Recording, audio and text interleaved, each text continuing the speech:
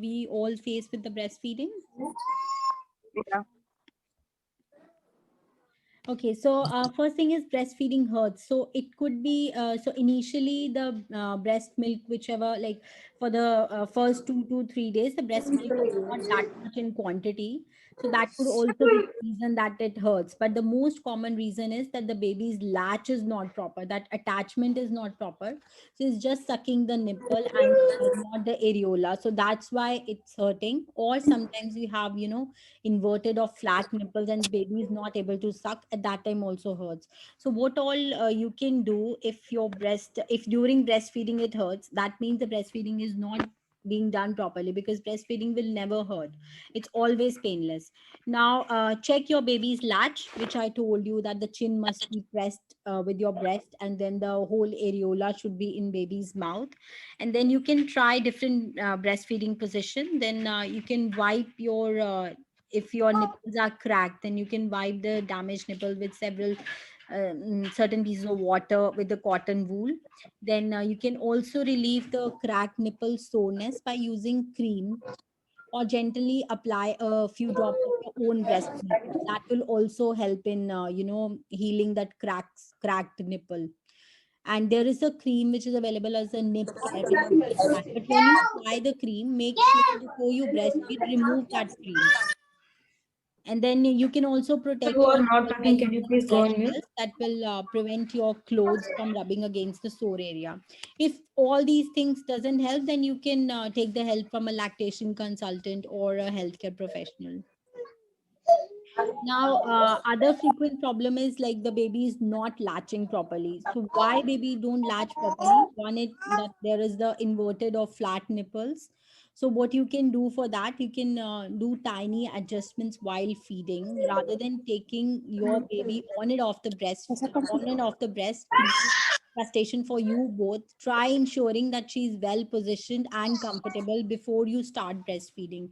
Keep her body and bottom close to you, so that will also increase skin to skin contact, and that will help in releasing hormone which is called as an oxytocin, that in the baby as well. So that will also improve the breastfeeding from both the sides. And let her head rest on your wrist so that it can tilt backwards, and allow more space for her nose to breathe in, and the chin should be close to the breast. So this all you can try. And if the baby is crying, then first calm the baby down and then try the latch. Then the other thing which you can do is, with the inverted nipple, you can feed through nipple shields. And if all this doesn't help, then definitely you can take the help from lactation consultant. Now the another problem is enough milk. Sometimes we face problems that enough milk is not coming from the breast. So initially what happens is, initially we all will have small amount of breast milk, because the hormonal changes will trigger the milk production slowly. Then the best solution for that is feed on demand, not to schedule. Like I was telling you, Nisha, that you should feed on demand. Whenever the baby is crying or is showing some cues, feed the baby. So more frequently you feed the baby, more frequently the milk production will be there, because your brain will come to know that you have to that the brain has to produce more milk, and then it will produce milk. But if you don't feed the baby frequently, then the brain will also have a signal that milk is not needed, and then it will reduce the formation of milk as well. So in the first few weeks after the birth of the newborn, try to feed at least 2 to 3 hours throughout the day and night. And this will help to build your milk production. And you can try expressing with the breast milk as well. Now, this is in the diet you can take to increase your breast milk, like barley, garlic, almonds, spinach. So garlic is a very good source of increasing the milk supply. So you can put in your vegetable, like while cooking, we always put garlic. So you can put a bit more and then have it. Then jeera is also a very good source of increasing the milk supply in your diet. So you can take that as well. And other thing which you can do is, if you are not getting enough of the milk supply, then there are certain galactogorgs which are available in Amazon. They are granules, so you can try that as well. Then the sorry So the other thing is the breasts are leaking sometimes. So this frequently happens when we are feeding from one breast, the other breast starts leaking.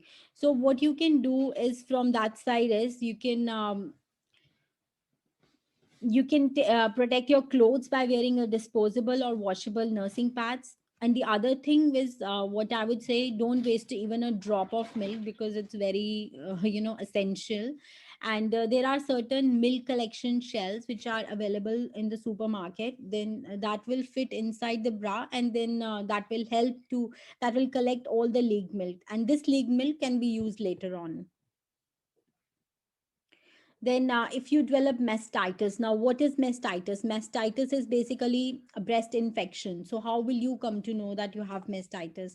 There will be a redness around the breast. Then there will be you might have a nipple cracks before that, and then the breast will be very painful. There will be swelling, and the skin surface structure will change. So it will be quite swollen up, redness, swelling will be there. Now what you need to do in that case is, don't stop breastfeeding, continue with the breastfeeding, and you should always seek help in that case. And if you develop fever, then you might need to start on antibiotics, and don't stop breastfeeding during that time. Then now my breasts are really full and hard. Now when this happens is, most of the times, if you are not feeding, if you're frequently feeding, and if you don't feed for 5-6 hours, then your breast will become fuller and firmer.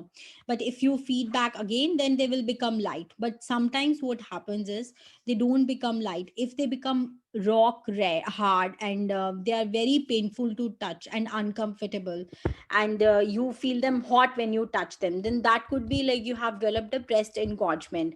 So when you develop breast engorgement, you must seek help. But you must not stop breastfeeding your baby. Feed your baby frequently, because that is the only solution of relieving the engorged breast. So aim to feed at least 8 to 12 times every 12 hours. In 24 hours. Wear a well fitting breastfeeding bra that doesn't restrict your breast. You can take some painkillers like paracetamol or ibuprofen, and take the help of a lactation consultant if it doesn't settle, and if you develop fever as well.